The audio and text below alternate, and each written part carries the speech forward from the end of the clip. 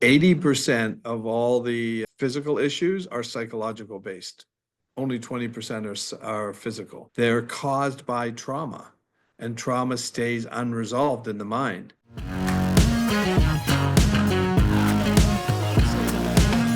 Have you ever been convinced that you know something to be true and correct, only to find out later that it wasn't? Or have you ever thought something was going to be hard, and then once you got started, it turned out to be much easier than you imagined? My guest today is Dr. Don Wood. He's a clinical counselor, researcher, and founder of the Inspired Performance Institute. Dr. Wood figured out how to help people reset how the brain responds to past experiences so they can stop living in fight or flight mode and return to calm, clear thinking. I've been involved with EMS for over 34 years, and what I learned today shocked me. Frankly, I think this information should be taught in every EMT and paramedic program and to every EMS provider. For far too long, we've made fixing mental health issues way harder than it needs to be. I hope today's discussion is a wake-up call for you as much as it was for me. Let's get into it. Dr. Don Wood, it's great to see you again. Nice to see you, Matt. I think our audience is really going to get a lot out of this. I'm really excited to share your background and experience, especially as it relates to what you might call trauma. We think of trauma in kind of a different thing. When we think trauma, we're thinking of car accidents, gunshots, stabbings, that type of trauma. But before we get into that, let's kind of back up and tell us a little bit about your background and kind of what you do. I started in this. I was always an entrepreneur. I never was in the psychology area. And it wasn't until my daughter was diagnosed with Crohn's that we even took an interest in it. And we didn't know, they said there's no cure for Crohn's. We don't know what causes Crohn's. She's just going to have to learn to live and manage and cope with it. And so we accepted that diagnosis. We didn't know to question the doctors. And, she went through a number of years. They cut out 24 inches of her intestines through 4 operations. And then she developed a second autoimmune disorder called idiopathic pulmonary hemosiderosis, which is a lung disorder where the lungs just bleed. And that was when my wife said to me, you need to figure this out or we're going to lose our daughter, because it was a potential death sentence. And a lot of people died from that. And you're going to figure this out. You're not a doctor. You didn't have your PhD then. And no, so she's thinking I went back to school. I got my degree. And I think one of the advantages, if you want to solve a problem, bring in an entrepreneur, because I'll figure it out. And what typically they wanted to train us in is all the ways that they were treating trauma at that point. But we didn't know she had trauma at this point. So we were assuming we didn't know what was causing it. So I had to figure it out. And then we went to her and I started realizing that a lot of these autoimmune disorders were related to trauma. So we sat her down and said, is there something we don't know? Like, explain to us. And she told us that she had trauma when she was 6. She was sexually abused when she was 6, between 6 and 8. And that told me that was everything I needed to know. Then I had to follow the research trail of trauma and what trauma does to the mind and body. That's amazing. So it was something up here causing physical symptoms. 80% of all the physical issues are psychological based. Only 20% are physical.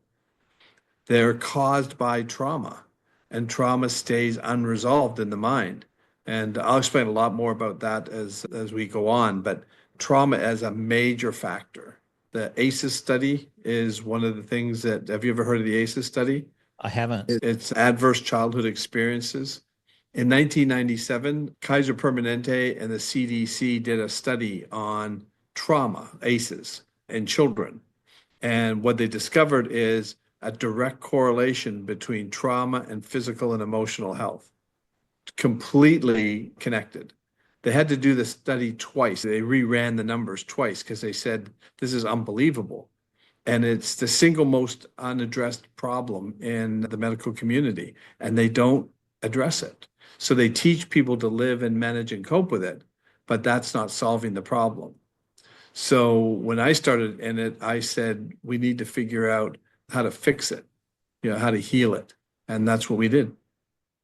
So how did you figure out your daughter had some trauma? What other kind of trauma, childhood trauma qualifies? Any kind of, the ACEs study is perfect because it tells you exactly, it identifies 10 ACEs: emotional abuse, physical abuse, sexual abuse, having a parent divorced, all kinds of different things. And of those 10 ACEs, they say, how many have you had? My wife also grew up in a traumatic household. She had 6 of them, and 6 of the 10. So she was high functioning. You didn't realize that she was suffering with trauma, but she was. And so once we solved my daughter's, we also solved hers, and it affects it, physically. So people will develop Hashimoto's, IBS, Crohn's, all those things are all caused by trauma. It's all inflammation. And what they'll tell you is inflammation is at the root cause of all disease. That's not true. It's chronic inflammation, and it stays on because the mind keeps on looking at it in real time. And I'll explain that as well. Sure. You mentioned Hashimoto's. For those who don't know what that is, can you briefly explain that? Yeah, it's a hormone. So the thyroid doesn't actively produce what it's supposed to produce. So it goes into a freeze mode and it doesn't produce. So you have to go in and also what they do is they give people a supplement to basically produce what the hormone was going to produce, the thyroid was going to produce. And so then that's an artificial way of treating it. But that's the only way that they know how to treat these traumas, is they treat them all with medication. And that's not the solution. So you realized your daughter had some trauma that you didn't know about. You're getting your PhD and trying to sort this out. How did you start cutting the ties and dissecting this thing to make it no longer affect her? And what was the end result? We started to study it and figure out what was at the root cause of all trauma. And it was really caused by inflammation. So if you punch me in the arm, my arm's going to swell up. That's a defense mechanism. The cells go into a cell danger response and become hardened and inflamed so that nothing can penetrate the cell during the attack. So it's a danger response, cell danger response. As soon as you stop hitting me, the inflammation goes down and the immune system comes in and cleans up. So inflammation goes high and the immune system goes low during trauma. It's a response to trauma. But the subconscious mind keeps on looking at it in real time and it stays that way. So you got high inflammation, low immunity, and it stays on, and then people get sick because their immune system is not strong enough to handle it. Wow. So in EMS, we see more tragedy in one shift than most people see in a lifetime. How does that kind of repeated exposure affect the nervous system? It'll definitely affect the nervous system. So they're holding all that trauma. And even though they become sort of used to it, it's still having an effect because what happens is the mind looks at the data, it stores it in high definition because all these senses are heightened during that time. So during that event, all your senses are heightened. So if I asked you what you ate for dinner last night, can you tell me what you ate for dinner? I think we had some chicken. So when I asked you that, you looked up, right? And you saw Yeah. pictures of what you ate. Yeah. That's how you stored the information about dinner last night. Right. No animal does that. Only humans do this. So last night wasn't stored as a fairly routine event. All your senses were lowered, so it's stored as a fairly low resolution file. But when there's a traumatic event, all your senses are heightened: sight, smell, hearing. So how does it record it? In high definition. So that trauma is stored in high definition. Your subconscious mind operates in real time. Everything it sees is now. So when your mind recalls that trauma, it sees it in high definition, it thinks it's happening now, and then it tries to create a nervous system response to it. And it's a glitch, it's an error message. So what we do is we take it at a high definition, process it into low definition, like what you ate for dinner last night, and your mind no longer calls for the action. So I know Tony Robbins, when he does visualization, he takes you from a state where he kind of has you close your eyes and start imagining whatever you want to have happen in very vivid vision. You can hear the sounds, you can feel maybe grandma giving you a hug or something like that when you're successful. Is that kind of along the same lines? Is that you're taking whatever the brain has created, and in one, you're moving toward a goal, and the other one, you're remembering a really bad experience? It's different. What I do is really just take that experience and take it out of high definition. So, for Okay. example, I'll only ask for a 2-minute highlight reel. So you'll recall what happened to you in that period of time, but it's going to be in 2 minutes. During that 2 minutes, I take you through a process that the mind reprocesses it. So you're looking at it, but I'm having you do certain things while you're looking at it. And then while you're doing that, it takes that a high definition, processes into low definition. And then when you're finished, then you just go, wow, it doesn't look the same. It doesn't Okay. feel the same. It's either in black and white or it's desensitized. And it's that quick. But the key is I get the brain into optimal condition to heal. So I take a 4-hour process. The first 2 hours are all science and education. I take you through the process of this is how your mind works. There's nothing wrong with you. Here's how it works. And you haven't even talked about trauma. So for 2 hours, we haven't even talked about trauma. I don't even know what the trauma is. Right. Then in the third hour, we start working on the trauma. But by then, the brain is so relaxed and focused. And then the healing happens. And it happens quick. And would that help? So again, EMS, we have repetitive traumas, seeing, kids die or drown or multiple bad things. How would you unravel that? So we would take 2 or 3 events and we would get your mind to reprocess those events. So I'll take the first event and we'll have you think about, you can talk about it if you want to, but again, I'm only looking for a 60-second, 2-minute highlight reel. As you're talking about it, I have you doing these different processes. And then that's when your mind just realizes that there's nothing happening. This isn't real. And then it takes it at a high definition into low definition and then restores it in memory. And we do that with each one of the 3 events. Once we do the 3 events, the thalamus, which is the relay center in the brain, then takes all the other information that looks like it and it reprocesses it. And then it solves most, as long as it's connected in some way, there's a familiar theme to it, it'll connect it all. So what was the end result for your daughter? Can you share that? Yeah, she has no Crohn's, no lung disorder. And they Crohn's told is us gone. Crohn's is gone and the lung disorder is gone. They told us there was no cure for it. They don't even know what causes it. But they don't know there's a cure and they don't know what causes it. I knew what caused it. It was a trauma. And so her doctor said to her afterwards, he said, this doesn't make sense. He says, Crohn's doesn't go away. And so I said, tell me what Crohn's is. He goes, Crohn's is a lifelong disease with no cure. And I said, Crohn's is inflammation. And inflammation was caused by the trauma. We resolve the inflammation, we resolve the trauma. And he says, that's impossible. If that was true, you'd have a Nobel Peace Prize. So what happened is I've done a study, a DNA study, where I took people through pre-DNA and post-DNA, and after they finished the program. So the pre-DNA measured their Evan Carmichael. Do you know Evan Carmichael? I do. Yeah. Evan Carmichael did it. His wife did the program. And then he says, I want to get some attention for you for the program. So I'll go through the program for you. He says, but I haven't had any trauma. And I says, that's fine. Come on through the program. So he sits down and we filmed it all. It's on his YouTube site. Yeah. And so he said, we started to go through the program and about 2 hours into it, first he said, I don't know what this is. He says, I have the Aura Ring. And he said, I wear the Aura Ring. It tells me I'm stressed all the time. He says, but I don't feel stressed. And he says, I don't know what stress is or the Aura Ring's broken. Now, you know, Evan, he doesn't look like a stressed out guy. He doesn't. He looks happy-go-lucky all the time. Very easygoing, but he was stressed. So about 2 hours in, we take a quick break and he comes back and he says, my Aura Rings tell me I'm in restore state now. He says, it never tells me I'm in restore state. What are you doing to me?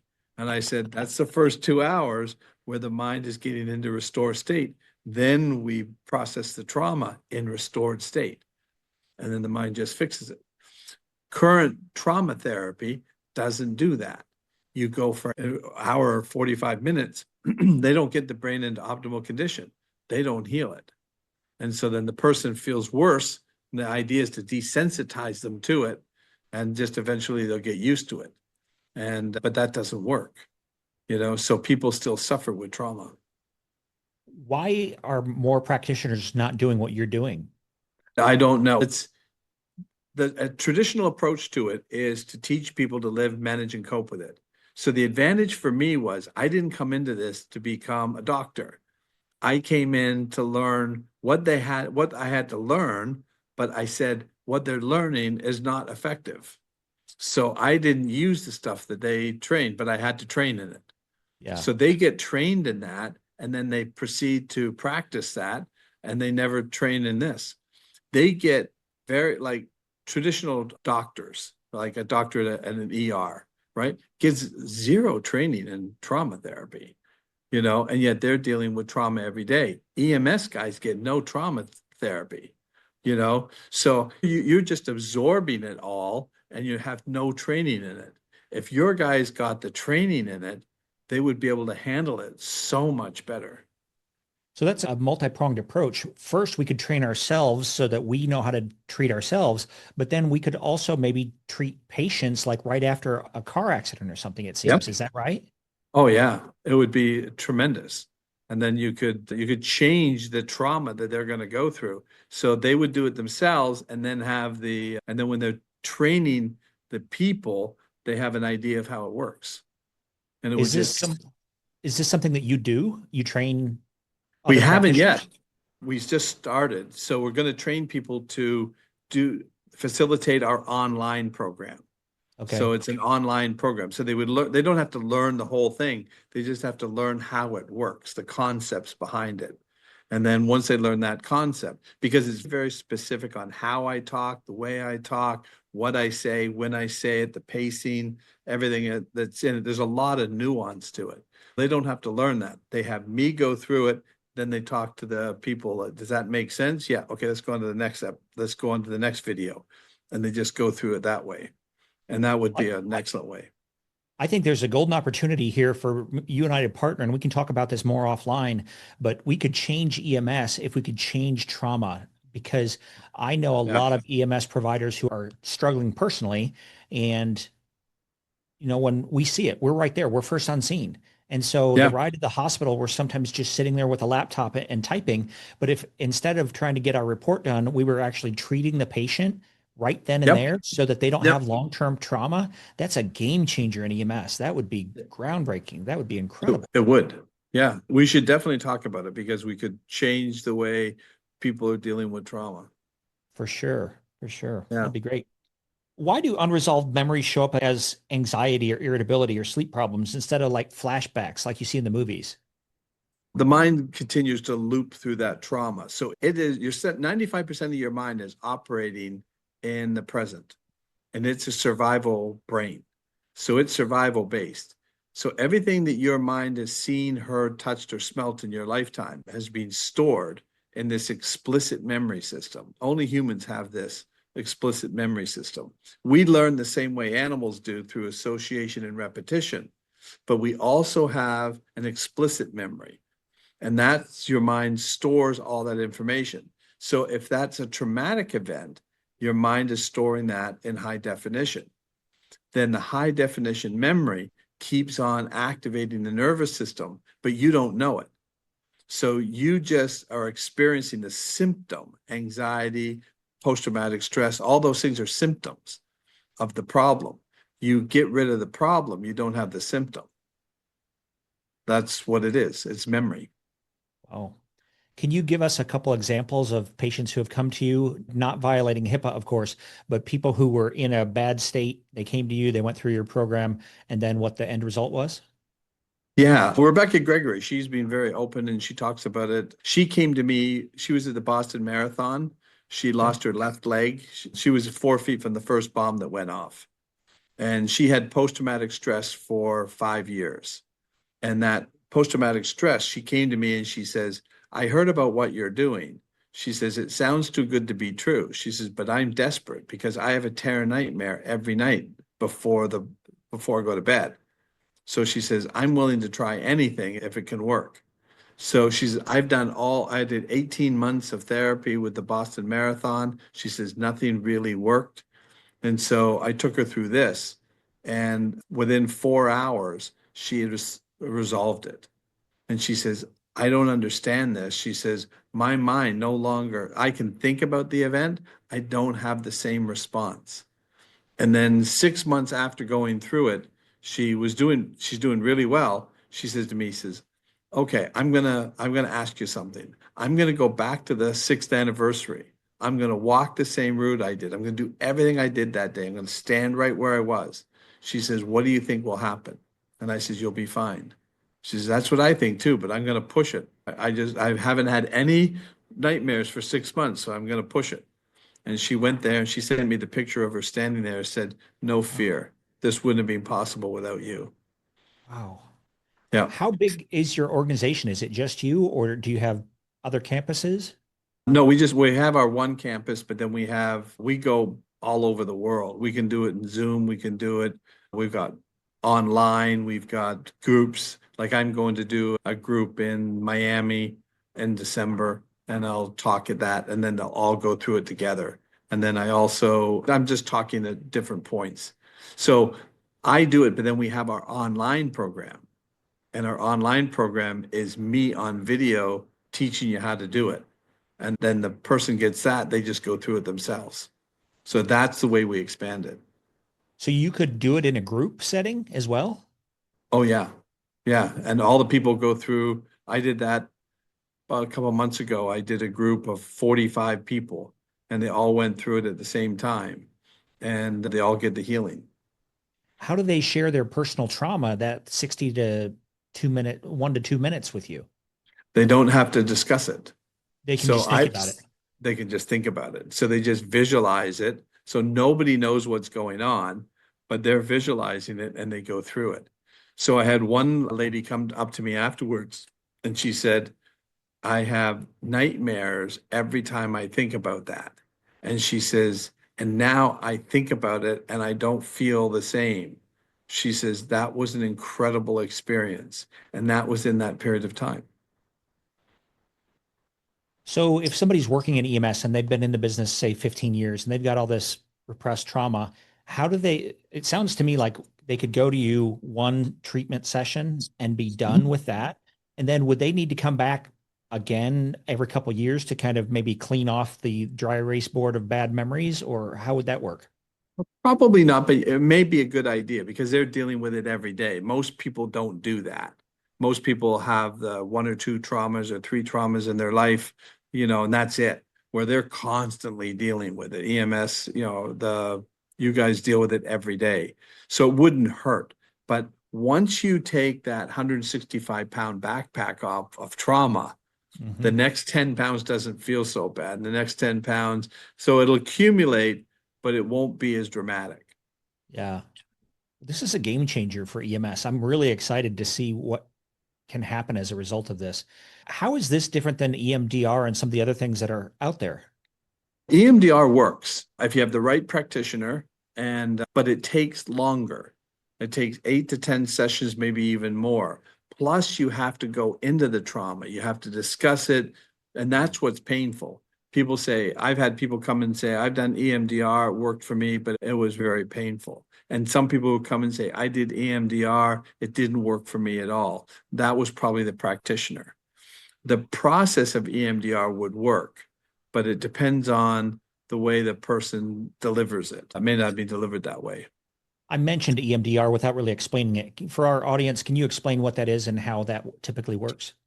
Yeah, EMDR basically is eye movement. So they have you move your eyes back and forth, and that's when the mind processes. So they're going through the trauma and then processing it with your eyes. You remember I said, remember what you ate for dinner last night? Yeah, You my looked up. eyes went up to the right. Yeah, that's how it processes memory. It looks at the different pictures. So it's processing in different formats when it's looking and moving.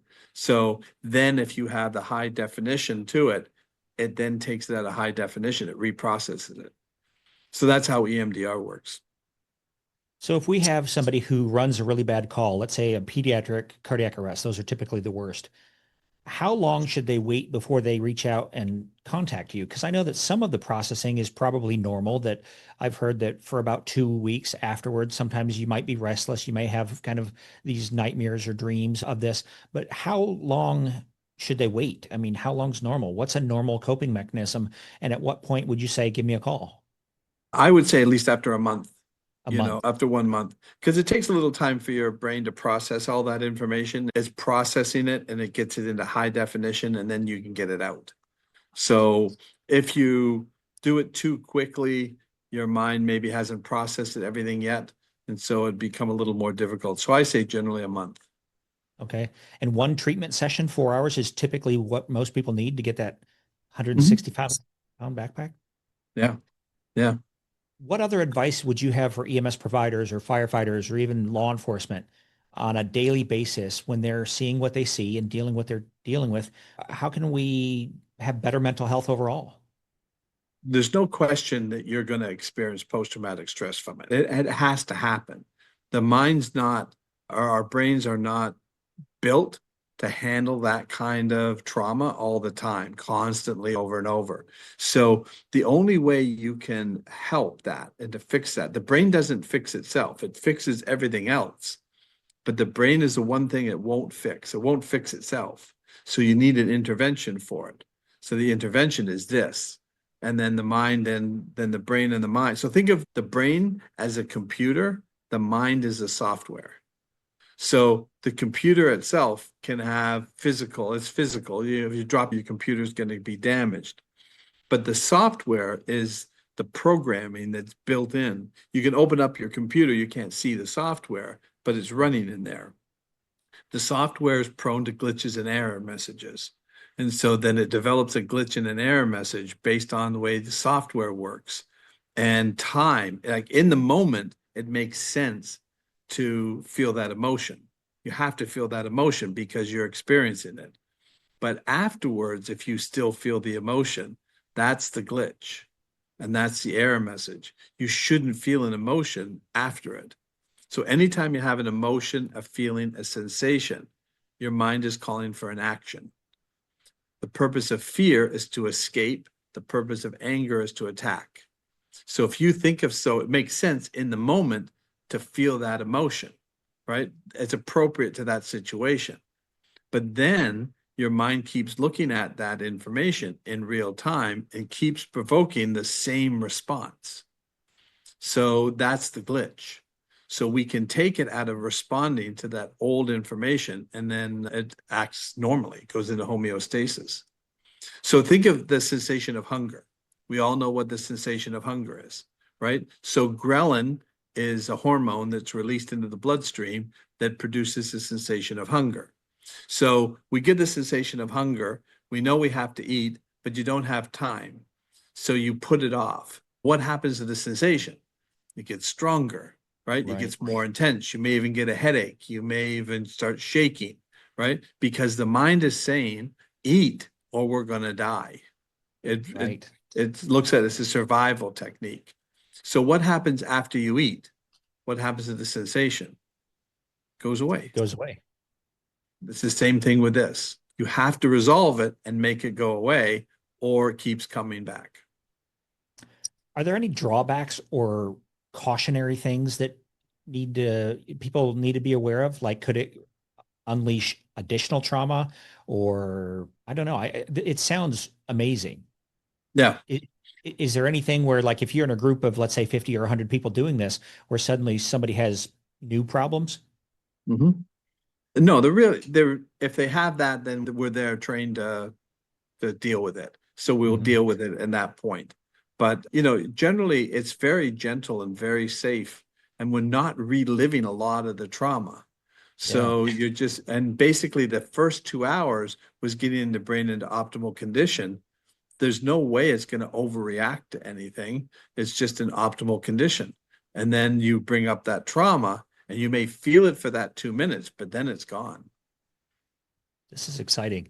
What's the biggest group you've ever done? I inadvertently did 140 people. I didn't know it was going to be that big. And like I should have brought somebody else with me, because just like you said, if somebody's having a problem or experiencing they need extra help, I wanted to be able to there. But in the 140, I had one person who she put up her hand and she says, my heart's pounding in my chest right now. So I brought her up on stage and I worked it through with her.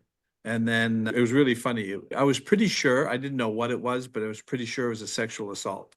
Mhm. And so I have a way, like one of the techniques I use is I say, I want you to move your hand, and this is the EMDR. The EMDR works like this. Move your hand like this in a box, and you can move it any way you want. You can even cross through the box if you want. You can move it in any direction. I'm going to follow your hand, and I want you to just watch my hand. And then, so they're going to move their hand and then they have to follow my hand as it's moving. And then I say, I want you to tell me what happened though, in a new language. And the new language is flowing. And there's only one word in the flowing language, and it's flowing. So instead of saying, I walked into the room, you'll say flowing, every word's flowing. So they're saying it as they're moving their hand, and I'm following their hand. So what they do is as they're reprocessing it, right, it just fixes it. And then at the same time, what I did is in a position where they felt like they had no control, I put them in control of my hand. And they were watching my hand, which was the process is I want them to watch it, but I also want to give them control. And it's very subtle, but they feel like they've got this control over another man in the middle of recalling this event and speaking and flowing. So I have no idea what they're saying, right? But it reprocesses it. Wow. And so anyway, she says to me, she's going, I won't say it. She's going through the process and she's going flowing. And then she goes, flowing. Mother goes flowing. And she cracked up laughing. The whole audience cracked up laughing. And she goes, it was like a weight lifted off her. It was just instant. And that was the way she experienced it. That's amazing. How is this the same or different from hypnosis? Hypnosis goes deeper. Hypnosis goes into theta brainwave states so that the person is participating, but they're almost asleep. They're awake the whole time. I just have them in alpha brainwave state so they don't have to experience the theta or the hypnosis. Can you walk us through a simple daily practice that helps medics calm their nervous system? Yeah, I can give you that. We have different meditations and we have different things they can do, but I'll give you a simple thing called the heckler method. I call it the heckler method. So if you start to you're experiencing your mind thinking about other things. So you've got on your mind, you're thinking about other things. So what you do in advance is you prepare 3 things that you're looking forward to, 3 things that are coming up that you're looking forward to. So the 3 things could be, you're going to go on a date with your wife, you're going to go with your friends to a movie, whatever it is, dinner or whatever. So those 3 things that you're looking forward to, you have them prepared in advance. So when your mind starts to go into that stress mode, you close your eyes. And for that second, when you close your eyes, you move your mind out of high beta into alpha. It automatically happens when you close your eyes. So now you move into alpha. Then you think of one of the 3 things, right, that you were, and you can pick any of them. And then you start thinking about that. Then you open your eyes and then look at the first thing you see and describe it. That brings you back into the moment. Then you can't even remember what the problem was. Now, the reason I call it the heckler method is that when comedians go on stage and they get heckled, they already have their replies ready. They can shut down a heckler very quickly because they've already prepared on how to deal with them. If they didn't, the comedian could get rattled, right, by trying to think of something when this person's barraging them with these comments but if they have it prepared in advance, they don't even hear those comments. They just nail them with their retort, and then that shuts down the heckler. So the idea is to have these things prepared in advance, then you know how to deal with it, then you can shut it down. Could that help police officers if they're sitting there, let's say they're working a riot or some sort of protest and people are shouting at them and screaming at them? Could they have something internally like that, a little mantra or a saying? Could they use that heckler method in that method, or would that Yeah, not work? you can do that, but it's fairly quick. So you could do it as fast as you want. You could just close your eyes, think of the thing, start focusing on that, and it changes everything really quickly. So you don't have to do it for long, or you can do it for a minute, 2 minutes. You wouldn't want to do that if you're in a riot, but you could do that fairly quickly if you're doing it just to relieve their stress. Yeah. Wow. That's great. Do you have a book? Yeah, I have 3 books. 3 books. Yeah. The first one I wrote is called You Must Be Out of Your Mind, and it talks about the whole program, how I developed it. The second one is called Emotional Concussions. And emotional concussions are not the big T trauma. They're the coach that told you you're not good enough, the teacher that was embarrassing you in front of the whole class. They're just emotional concussions. They may be intentional, they may not be intentional. And then the third book I wrote is called Don't Mess with My DNA. And I say that the DNA is affected, the genes that regulate the DNA upregulate and downregulate constantly. And it's affected by these events and experiences. So your DNA doesn't change, but the genes that regulate them do. And then you can fix it by doing this kind of an intervention. This is great. If people want to learn more about you and what you're doing, what's the best way to get a hold of you? Either go to www.gettip, which is gettipp.com, and all the information is there, and you can book a call with an advisor, and then they'll take you through what the options are, what you can do. What didn't I ask you that we should have covered? Gosh, that's a good question. Some of the studies are really good. Like we've got the DNA study, which I talked about. We also have brain plasticity. So I took people from 15 years of age up to 63 years of age, and I measured that your brain plasticity is the ability to adapt and respond to different things, and your brain can change. But when you're in trauma, the mind doesn't want to do maintenance. So it's not going to learn how to adapt to situations very well. So when we resolve the trauma, then it goes into adapting. So plasticity is very important.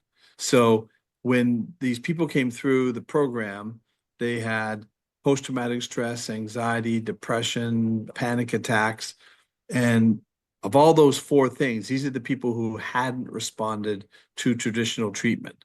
So I brought in the guy who brought these people, and he says, I heard about what you're doing. He says, I don't think you're going to get the changes in brain plasticity that you think you're going to get. He says, if you get a 10% change in plasticity, he says, I would think that would be a great result for you.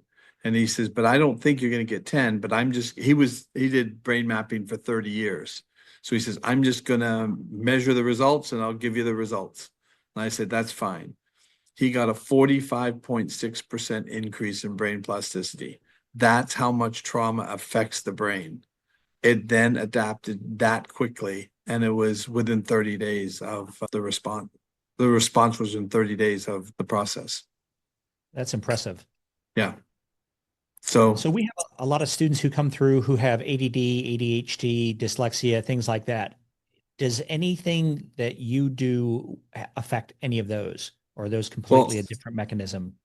Yeah, ADHD, dyslexia is a little bit different, but ADHD, what I say to people is, did you grow up in a very stressful childhood? Not even traumatic, just stressful. And people will say, yeah, I did. I grew up in this stressful household. So a child between the ages of 0 and 7 is operating in theta brainwave state. Theta is the waking state for them, and it's a sleeping state for adults. So they're in theta brainwave state. They take in everything literally. They don't use reason and logic. They don't have the ability to use reason and logic. So if you say you're stupid, I'm stupid. That's locked in into the subconscious Wow. because it's all literal. So if they grew up in that kind of a home, they don't have fight or flight options. They can't run, they can't fight, you know? So how do they protect themselves? They do this. They shut down. They block out what they're not interested in. Then we put them in school and we say, now focus on that teacher. They can't. They train their brain not to focus. And so what do? They put them on Adderall or they put them on Ritalin, right? Which is speed, which gets the brain to speed up so they can focus. All you need to do is retrain the brain. That's Do all you it have is. experiences with that, retraining people with that? Yeah. So we do that. That's the neuroplasticity, and we just change it. And people are amazed at how fast they can respond. They just have to retrain the brain. It's a coping mechanism when you think about it. It's actually brilliant. People who have ADHD are very smart. Yes. They figured out how to protect themselves. So they tuned it out. Do you know Jim Quick? I've heard the name. Yeah, he's a Is- he does mental training now. He trains people on memory. Yep. He can memorize unbelievable amounts, but he had a terrible memory. So what he said was, I read his book, plus he came in to see me. So he had had a head injury when he was small and he just couldn't remember things. So he would look at a book and try to read a passage in a book and couldn't recall it and couldn't remember it. And he couldn't read very well. So one day he was in a school and his teacher asked him to read something in front of the class. He couldn't read it very well. So everybody started to laugh. And she says, "Don't laugh at Jim. He's got a broken brain." And he was literal at that point. That's when he just gave up. He says, "I can't do it. I guess I got a broken brain. That answers why I can't read." So he believed that throughout his entire life. Then he got into college. He said, "I don't know how I got into college, but I managed to get into college." And he says, "It was even worse in college. So I decided I was going to quit." And he says, and then my roommate said to me, he says, "Before you decide to quit, come home and spend some time with my father and let him see if he can talk you into staying." So he went home for the weekend with his friend and he sat down with the father. And the father said to him, he says, "Jim, tell me what you like to do." So Jim came up with some things that he likes to do. Then he went to the shelf and he has a library full of books. And he pulled 5 books off the shelf and he handed him the 5 books. And he says, "Promise me you'll read these before you quit school." And he says, "I don't think you're hearing what I said. I said, I can't read, I can't remember." He says, "So I just said yes to get out of there." Then on the plane ride home, he started to read one of the books. And before he knew it, the plane ride was over and he had read half the book. And he said, "I realized that I couldn't read because I never found anything I was interested in." When That they one gave him, simple framing question made all the difference. yeah, that was it. And now he's the world's expert on memory. He said he couldn't remember because he trained his brain to shut down and not remember. And then all of a sudden he got something he was interested in. What he could do during that time is he could read comic books, and the X-Men were his favorite comic. So he could read the X-Men comics, okay, and that was no problem. But he couldn't read anything else because he wasn't interested in it. Mm. So when you take people who aren't interested in the subject, when they're very young and literal, they just shut down. And then they develop ADHD and then they're diagnosed with that. And then they believe they have ADHD. Wow. It's so fascinating to see what we've been taught and we assume is correct. And then to hear something like this just completely blow everything out of the water. It's total. And I grew up in this idyllic childhood, so I never had any of those issues. So it was a perfect world for me. I thought everybody lived like that. I'm not exceptional. I'm not more smart. I'm not smarter than anybody, but I had the ability to focus. And so I could read and I could do all those things. I got straight A's in school. And then everybody says, "Oh, you're just really intelligent." It was just, we all have the capability of doing that. It's just a matter of practice. Some of us have some dents in our cars, so to speak, that are Yeah. impeding the movement of the wheels, right? Yeah. Yeah. Yeah. That's it. That's all it Yeah. is. Well, Dr. Wood, this has been absolutely terrific. It's so simple that I think it's going to be a game changer. And I really hope this message gets to a lot of people. And I hope that you and I can work on a project to help change EMS and police and fire and revolutionize mental health for providers, first responders. It would really be, it's so needed. It really is. Yeah. Well, I had just give you one quick story. I had a guy who went through 9/11 and he was traumatized. He was a search and rescue guy. He was the first dog on the pile at 9/11. He spent 5.5 months there and he had tremendous post-traumatic stress from that. And he said, all I would see, he said, I'd have terror nightmares not every night, but he would have terror nightmares. He trained his dogs to wake him up if he had a terror nightmare. And it was the same thing in the terror nightmare. He was floating in the air and zombies were on the ground trying to jump up and reach him, and he was losing altitude. And that was where the panic would come in and the dogs would wake him up. So he had that for almost 10 years when I saw him. And when I took him through the program, he eliminated it. He never had any terror nightmares again. And it was all because of that. That was the way his mind responded to the trauma. That's amazing. That's incredible. Yeah. So many of our students and graduates can benefit from. So this is terrific. Yeah. I just can't. So we'd love to work with you. We'd love to work with you and see what we can do to help because your guys really deserve it. Yeah, absolutely. Thank you again, Dr. Wood, for your time. I know that you've got another appointment coming up. So until next time. Yeah. Stay safe. Very good. Thanks, Keep man. doing the good work you're doing. Really appreciate it. Okay. Thanks. Take care. What did you think? Did you have any aha moments? I think people like Dr. Wood and conversations like this are how we help our fellow first responders cope with the struggles of the profession. If this episode helped you, I encourage you to share it with someone else who could benefit, not for me and my benefit, but for them. I've had many friends in EMS who could have used this information. Unfortunately, many of them chose different and more destructive paths. Let's not let others continue to suffer. One more really quick thing. If you look down in the links, whether you're watching on YouTube or in a podcast, I did drop the Evan Carmichael video in the link, and that's about a 5-hour video where Dr. Wood takes Evan through the entire sequence of what he does. That's a long video. I know most people probably won't watch the whole thing, but just watching a little bit of it is very enlightening. And then also Rebecca Gregory's story. She was the woman who was the Boston Marathon bombing survivor. And so that's also in the links. So I don't normally do that, but if I didn't mention it, you may not see it. So there you go. Till next time, stay safe. If you'd like to become an EMT, a paramedic, or even earn your bachelor's degree in EMS from Texas State University, visit EMTSacademy.com or scan the QR code on your screen. At EMTS Academy, we train the next generation of EMS professionals from the classroom to the field.